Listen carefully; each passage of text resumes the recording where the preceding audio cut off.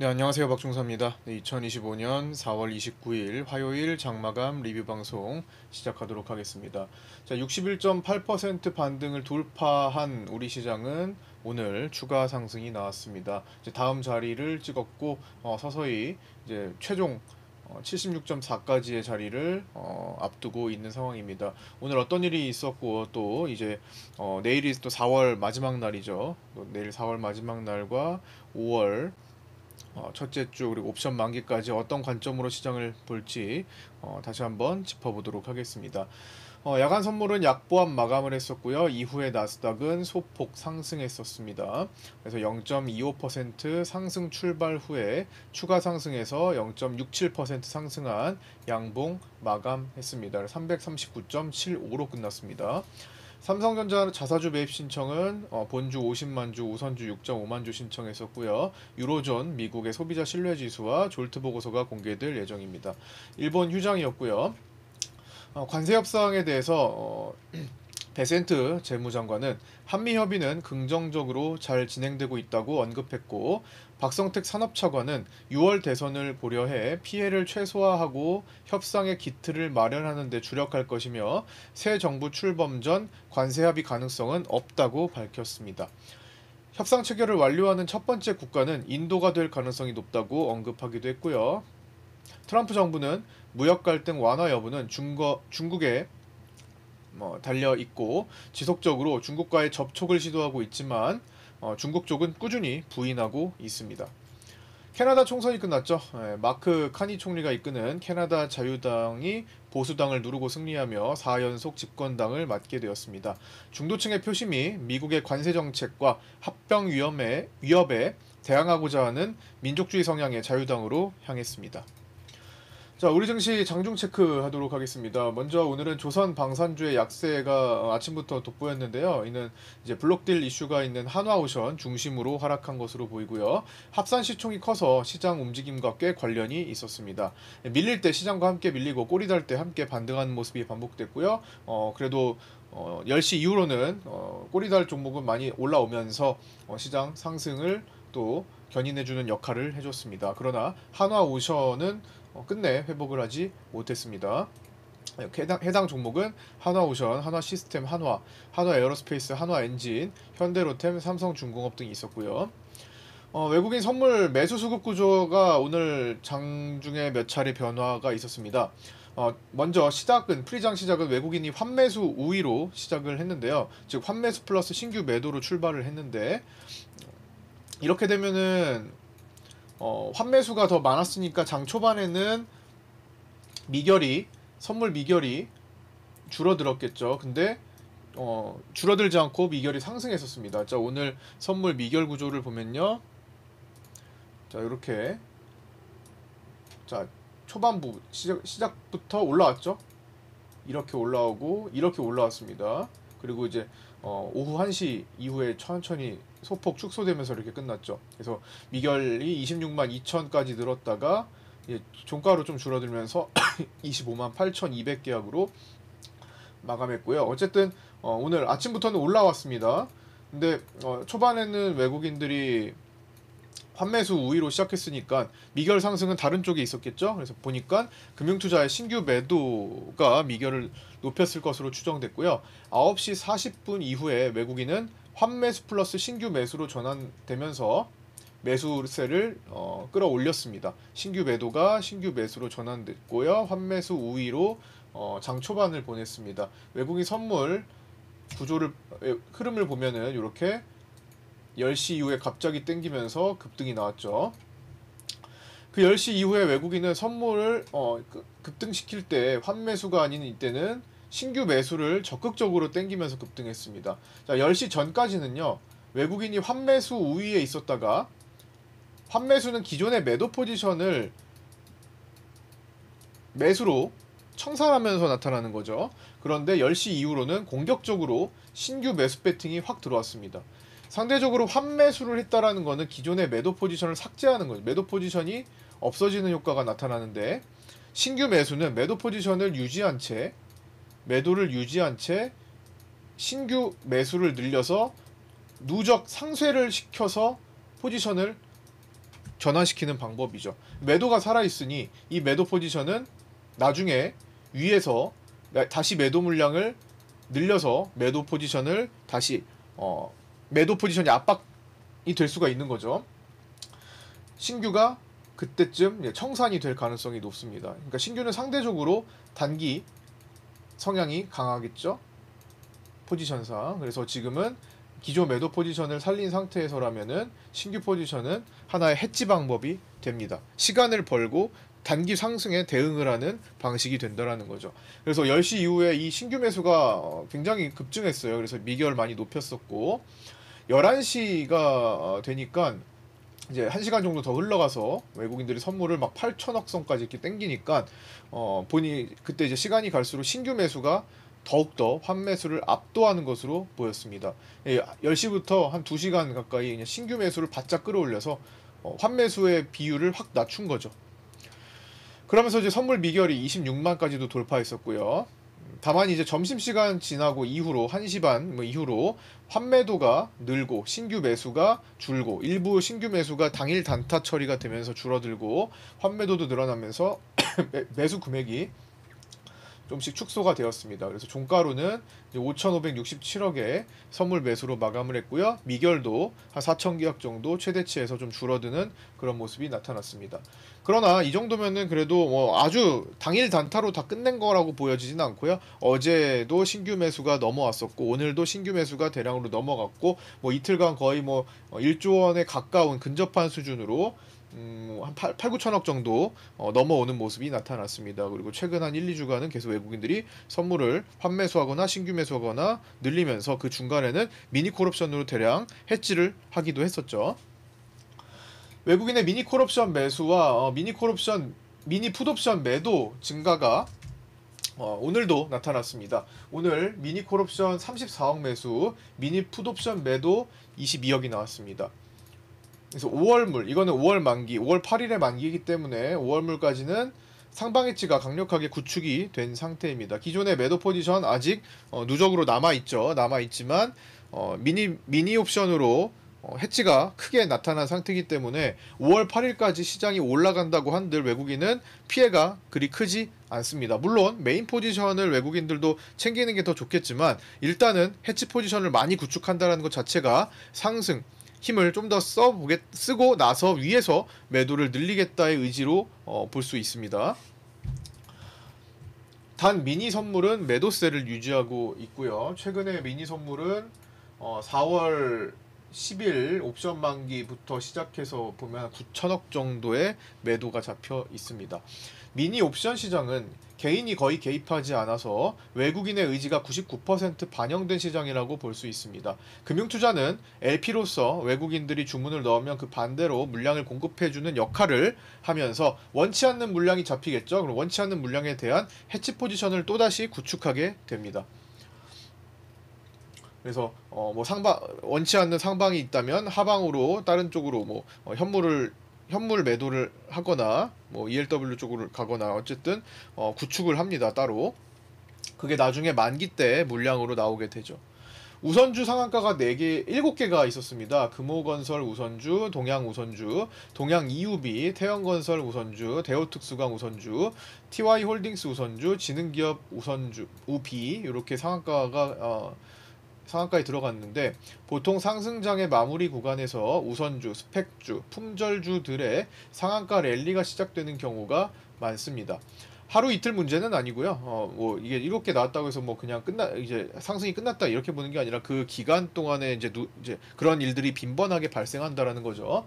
포지션상 미국발 악재가 터지지 않는다면 5월 만기까지는 최소 버텨줄 수 있을 것으로 볼 수 있으나 변수에는 유의해야겠습니다.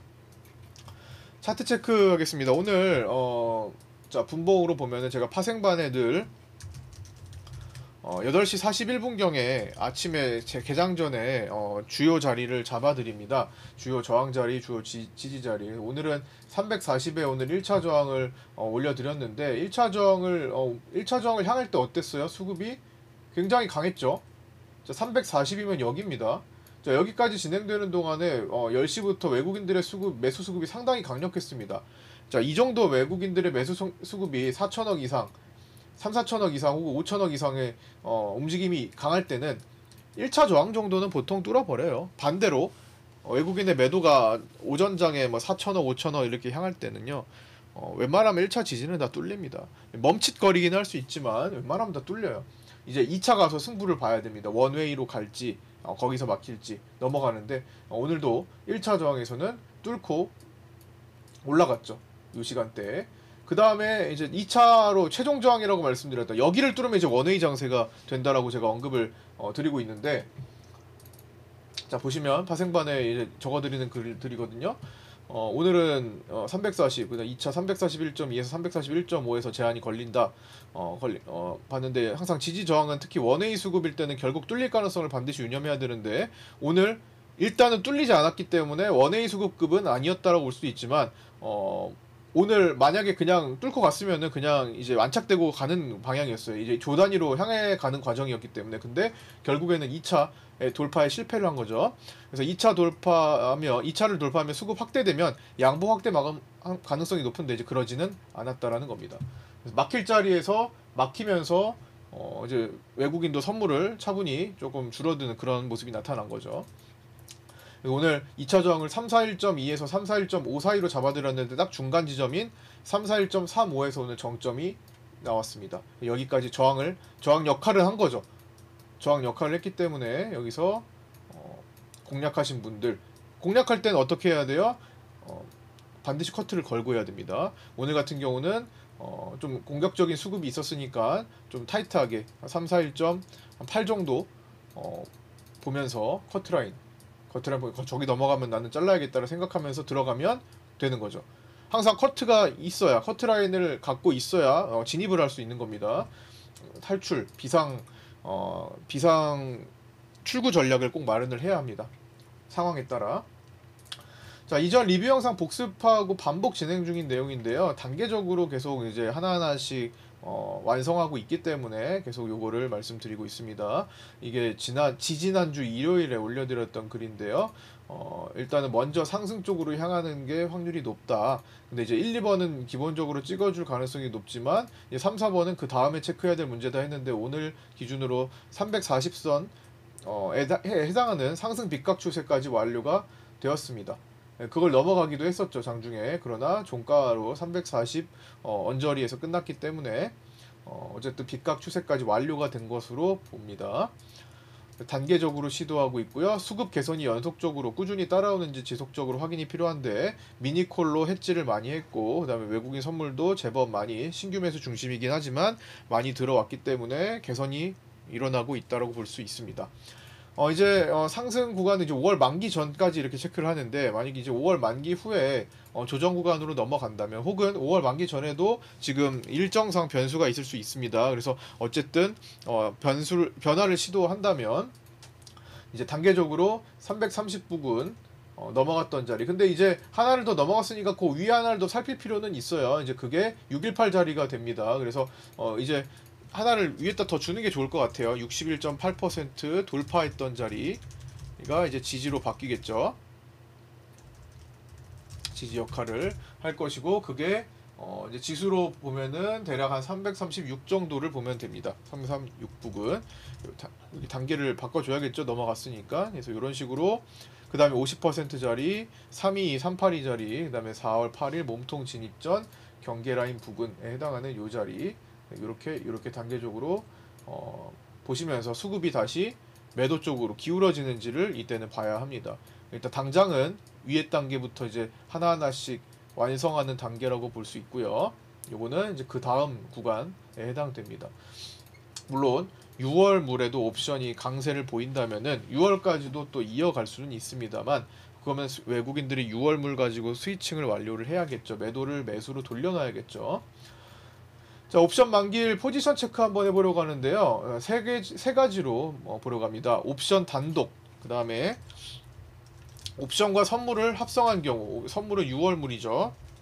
그 다음에 옵션과 선물 6월물, 그 다음에 주식, 이 3월 만기 이후에 주식들을 뭐 매수하거나 매도한 물량이 있으니까 이제 그것까지 반영한 거 나눠가지고 한번 자 보신다면은요.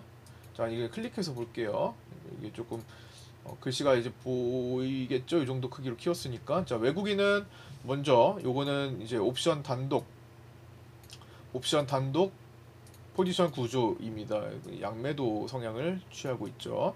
그래서 옵션만을 보면은 제한적인 움직임을 보이면서 이제 여기서 선물은 매도 포지션이 조금 더 많이 남아있는 상태고, 여기에 미니 옵션으로 해지가 된 상태죠.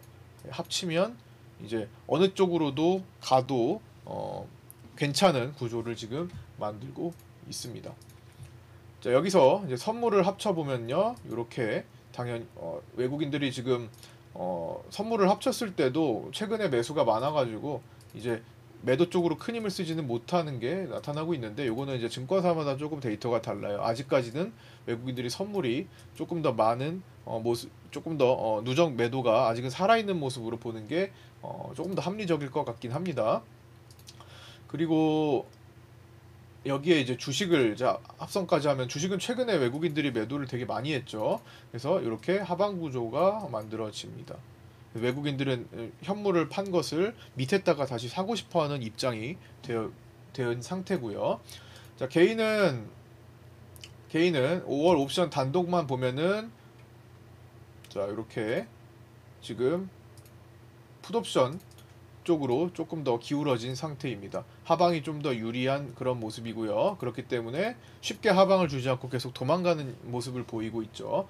여기에 이제 선물을 합성을 하면은 이렇게 똑같이 하방 구조가 됩니다. 이제 개인들도 매도로 넘어갔죠, 최근에.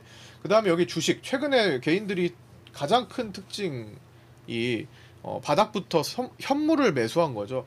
코스피를 떨어질 때 그냥 계속 매수를 늘려왔던 거, 여기서 이 구간에서 그냥 개인들은 현물 매수를 들이받았습니다. 이제 그게 지금 굉장히 유리한 조건이 돼 있는 상태예요. 그래서 현물을 합치면 이렇게 개인들은 상방 포지션이 구축이 되어 있습니다. 지금 현물로서 개인들은 수익을 보고 있는 시기, 그리고 나머지 선물 옵션에서는 조금 취약한 그런 모습을 나타내고 있고요. 이것 때문에 아직 수급이 제대로 물갈이가 되지 않은 거라고 보고, 외국인들은 이 현물을 개인 거를 다시 또 흔들어 가지고 물갈이 장악을 할 것이다 라고 보는 거죠. 지금 당장이 아니라 뭐 상반기에 됐든 하반기에 이루든 올해 안에는 그런 모습이 나타날 가능성이 높아 보이긴 합니다. 제대로 물갈지 못하고 올라왔어요. 그다음에 금융투자는 5월 옵션 만기물만 보면은 이렇게 양매수 전략을 지금 취하고 있습니다. 이거는 이제 5월 옵션만을 놓고 봤을 때고요. 어느 쪽으로 가도 괜찮다가 이제 5월 옵션, 그 다음에 여기에 선물을 합치면은 약간 상방 쪽으로 좀 더 기울어진 양매수 포지션이고요. 여기에 주식까지 합치면은 더 강한 외국인들이 파는 만큼 금융투자도 샀으니까 또 상승 베팅이 되어 있는 상태입니다. 요거는 이제 증권사마다 조금씩 데이터가 다르기 때문에 참고해서만 보시면 될 것 같고요. 평균적으로 생각하시면 될 것 같습니다. 자, 그리고 이어서 마감하도록 하겠습니다. 삼성전자는 외국인이 16만 주 매도했고요. 외국인의 지속적인 삼성전자 외면은 우려사항이 되고 있습니다. 자사주 매입은 본주 50만 주와 우선주 6.5만 주를 신청해서 2시 50분경에 매입을 완료했고요. 자사주의 총 매입량의 93%가량 완료된 것으로 보입니다. 삼성전자 주요 매물대는 이제 57,000원, 55,700원, 54,400 요 정도 라인에서 이번 주, 지난주 해서 뭐 2, 3주간 계속 55,700 싸움을 이어가고 있습니다. 최근 계속 치열한 호가 자리가 되고요. 오늘도 55,700 싸우다가 조금 10시 이후에 좀 올라갔었는데, 결국에는 정규장에는 종가 55,700원을 딛고 비슷한 자리인 55,800원 마감, 대체거래소에서는 55,900원으로 마감했습니다. 내일도 그리고 다음 주까지도 이 55,700을 결국에는 돌파해서 위로 57,000자리로 갈 것이냐, 아니면 결국에는 끝내 저항으로 이탈해서 54,000대로 갈 것이냐가 결정이 되는 게 곧 변동성이겠죠. 외국인 수급은 신규 매수 중심으로 선물이 5,567억 매수가 있었습니다. 미니 콜옵션 매수가 34억 있었고요. 미니 풋옵션 매도가 22억이 추가됐습니다. 미니 콜 335에서 340 분산해서 오늘 처리를 했고요. 직전 환매수 구간을 상쇄하고, 여기 구간이죠. 직전 환매수 구간을 상쇄하고 매도로 이 상쇄되고, 그다음 롤오버 물량까지 고려한다면 아무리 여기서 지금 매수를 외국인들이 늘렸어도 아직은 매도 포지션을 1조 원 이상 누적시키고 있는 것으로 추정됩니다. 많이 줄어들었어요, 이제는. 외국인은 스위칭에 점점 다가가고는 있으나 주로 환매수로 하기보다는 신규 매수 포지션을 늘려서 대응하고 있기 때문에 5월 만기일까지 마무리되는 대응하고 5월 만기일까지 마무리되는 미니 콜옵션 매수와 미니 풋옵션 매도로 해지를 하면서 기간제 스위칭 시도일 수가 있습니다. 실질적으로 매도를 없애서 하는 스위칭이 아니라 매도는 그대로 두고 그것보다 더 큰 매수로 잡아먹고 토탈 스위칭을 만드는 경우죠. 그래서 거기서 매수만 쓱 빠지면 매도가 남아있는 상태인 기간제 제한적인 스위칭 시도일 수가 있습니다. 그래서 신규 매수 포지션이 위에서 익절 청산이 되는 경우 위에서 더 좋은 가격으로 매도를 늘리면 결국에는 청산 후 매도만 더 남겨지는 그런 모습이 나타나겠죠. 완전히 매도를 제거하지 못한 상태에서 이제 그 덮어내는 모습이, 덧대는 모습이라고 보시면 됩니다. 그러니까 뭐 이렇게 예를 들어서 뭐 어떤 옷에 이제 구멍이 뚫렸어요. 그러면 이거를 천을 완전히 옷이라고 할까, 어떤 이제 뭐 구멍이 뚫린 뭐 상자가 있다고 해보세요. 이거를 완전히 교체하는 게 아니라 여기다가 그냥 덧대 가지고 지금 만든 거죠. 그래서 취약한 거죠. 취약한 거죠. 이거 갑자기 뭐 어떤 걸로 비유를 할지 생각이 안 나는데 무슨 말씀인지는 아시겠죠? 일단 뭔가 문제가 생기면 거기다가 이거를 교체하는 것이 아니라, 이걸 갈아엎는 것이 아니라 거기다가 겨우 덧대 가지고 일단은 임시 조치를 한 거다, 이렇게 볼 수 있습니다. 외국인 현물 매수는 한화오션의 블록딜에 의한 것으로 볼 수 있습니다. 여기 오늘 지금 6,931억의 코스피 매수가 잡혀 있잖아요. 근데 실제로는 오늘 2,300억 매도로 마감한 상태에서 이렇게 종가에 올라온 건데, 이거는 산업은행의 1조 원 하나오션의 블록딜에 매도가 잡힌 거라고 볼 수 있습니다. 그래서 그 반대로 외국인의 매수 1조 원이 늘어난 거죠. 여기 보시면 산업은행이 1조 700억 매도가 잡힌 거 그대로 여기 반영되면서 하나오션을 제외하면은 사실상 코스피는 매도가 맞습니다. 한 종목에 이제 1조 원이 넘었던 거니까요. 프로그램 비차익은 오늘 66억 매도, 그리고 작년 고점을 찍고 터닝했던 24년 7월 12일부터 매도 누적이 23조 3,805억 원을 기록했습니다.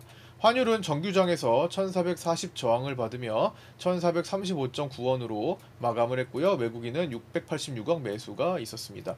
국채 선물은 오늘 외국인들이 1조 7천억 원을 매수했는데요. 최근에 계속 대량 매수 행진이 이어지고 있는데, 트럼프 대통령의 불확실한 관세 정책에 안전자산 선호심리 현상과 한국은행의 올해 세 차례 금리 인하 전망에 외국인은 최근 국채 선물과 국채 현물 매수세를 이어가며 오늘도 국채 선물을 대거 매수했습니다.